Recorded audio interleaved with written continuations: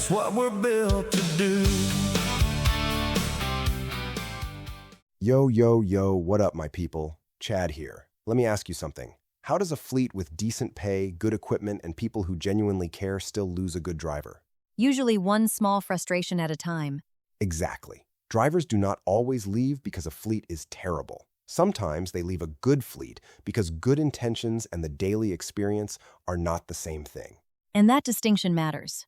A fleet owner may honestly believe, we treat our drivers well. The driver may also honestly believe, nobody listens to me. Both can be true inside the same company. Which is uncomfortable. Most useful conversations are, Welcome back to the REL Podcast. Today we are talking about why drivers leave good fleets, what they are often trying to tell you before they go, and what fleet owners can do before the resignation call lands on a Monday morning. because turnover rarely begins on the day somebody quits. That is simply the day the fleet finally sees it. When people hear driver retention, the first answer is usually money.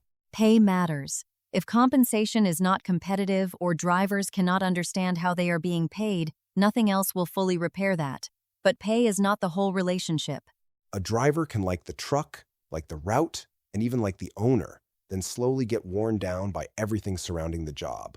Dispatch communication, unpredictable schedules, repeatedly missed home time promises, maintenance, concerns that sit too long, rules enforced differently depending on who is involved, questions that disappear into an inbox.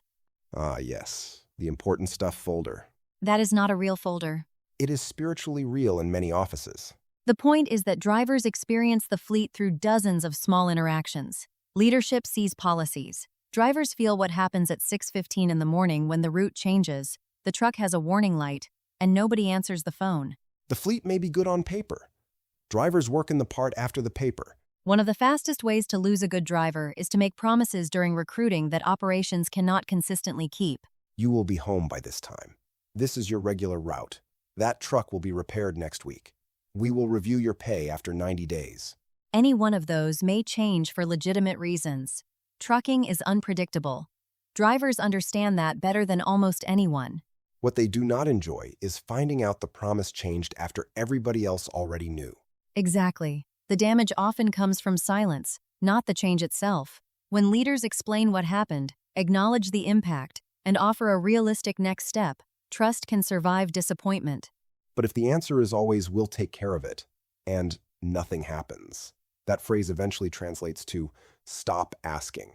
A good fleet does not need perfect conditions. It needs credible communication. Say what you know. Say what you do not know. Give a real follow-up time. Then, actually follow up. Now we have arrived at my emotional support topic, maintenance. You do become noticeably more alert when warning lights enter the conversation. A driver's truck is not just equipment. It is their workplace, their schedule, their safety, and sometimes the place where they spend more waking hours than they do at home. So when a driver reports a problem and feels dismissed, they do not hear, we are prioritizing repairs. They hear, your judgment and your safety are less important than keeping this unit moving. And drivers remember every time they were told, just keep an eye on it. Especially when it becomes roadside downtime 3 states later. Then everybody is shocked. The driver is sitting beside a disabled truck saying, I would like the record to reflect that I was previously keeping an eye on it. Good maintenance communication does not mean every concern becomes an immediate major repair. It means the concern gets documented, evaluated, explained, and closed out. Tell the driver what you found. Tell them what was repaired. If it is safe to run, explain why. Do not make the driver wonder whether the inspection consisted of somebody glancing at the truck while holding coffee. Respect for the equipment often feels like respect for the person operating it. Another major issue is perceived unfairness. Drivers compare workloads, routes, equipment, schedules, and how rules are applied. People notice when one driver gets flexibility and another gets a lecture. There may be a valid reason for the difference. One driver may have seniority, a medical accommodation, a different contract, or a completely different operating situation. But when there is no explanation, people invent one. And the version invented in a truck cab at the end of a 14-hour day is rarely flattering. Leaders do not have to discuss private employee details. They do need clear standards. Drivers should understand how routes are assigned, how performance is evaluated, what happens after a safety concern, and who makes the final decision. Consistency lowers the temperature.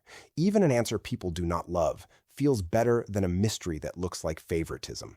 And this is where frontline supervisors and dispatchers matter enormously. A fleet can have excellent values at the ownership level, but if the daily point of contact communicates with impatience or disrespect, that person becomes the fleet. Culture is not the poster in the break room. It is what happens when somebody is tired, the load is late, and there is a problem nobody wanted. Here is the part fleet owners hate hearing after somebody leaves. There were probably signs. Good drivers often test whether the relationship can improve before they quit. They mention the same problem more than once. They stop volunteering for extra work. They become quieter. They ask unusually specific questions about schedules, pay records, vacation, or equipment assignments. Or the driver who used to call and talk for 10 minutes suddenly communicates entirely in okay and thumbs up emojis. That is not always efficiency. Sometimes that is an employee emotionally packing a suitcase. Managers often focus on loud complaints, but silence can be a stronger warning. Once someone decides that speaking up changes nothing, the fleet may lose the chance to fix the issue. So do not wait for an exit interview. By then, the driver has a new hat, a new fuel card, and considerably less interest in improving your operation. Use stay conversations. Ask good drivers what makes the job harder than it needs to be. Ask what nearly made them leave in the last 6 months. Ask what one change would improve their daily experience. And then, this is the tricky part, do not punish them for answering honestly. That sounds obvious until actual humans get involved. Driver retention should not be treated as a motivational campaign. It is an operating system. Less pizza party energy, more fixing the thing everybody keeps bringing up. Start with the first 30 days. Are recruiting promises written down and handed cleanly to operations? Does the new driver know who to call? Are pay, schedules, home time, safety expectations, and maintenance reporting explained clearly? Does anyone check in before the driver is already angry enough to compose a resignation speech at a fuel island? Then look at communication loops. When a driver reports a concern, who owns the response? How quickly is it acknowledged? How does the driver know the matter is closed? If the process is, tell 3 people and hope one remembers, that is not a process. That is workplace folklore. Track patterns, not just individual complaints. If several drivers mention the same dispatcher, route, shop delay, or pay confusion, the problem is no longer personal preference. It is operational data. And recognize good work before the driver leaves. Reliable people often become invisible because they create fewer emergencies. That is a serious point. Fleets naturally spend time on problems. The people who show up, communicate, protect the equipment, and quietly keep freight moving may hear very little from leadership. Until they resign. Then suddenly everybody discovers adjectives. Dependable, professional, hard to replace. Would have been nice to mention that while they were still wearing your shirt. So, if you want the short version, drivers are more likely to stay when 5 things are true. Number 1, the deal they were promised resembles the job they actually have. Number 2, communication is timely, honest, and complete. Number 3, maintenance concerns are taken seriously and closed out. Number 4, rules and opportunities feel consistent and explainable.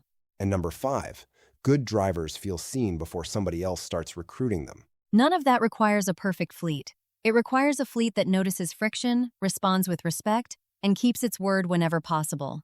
A driver leaving does not automatically mean the fleet failed. People move, families change, opportunities appear, and sometimes a job simply stops fitting. But when a good driver leaves for a preventable reason, the resignation should become information, not gossip, not betrayal, information. Ask what the system taught that driver about working for you. And ask whether the same lesson is being taught to everyone else right now. That is it for this episode of the REL Podcast. If you run a fleet, talk to one of your dependable drivers this week and ask a real question before you need to conduct an exit interview. And if you are a driver, we would like to hear from you. What makes a good driver leave a fleet that is otherwise doing a lot, right? Thanks for riding along with us. Take care of your drivers, take care of your equipment, and please do not make just keep an eye on it your entire maintenance strategy. Always practical. Occasionally practical. See you next time. Talk soon.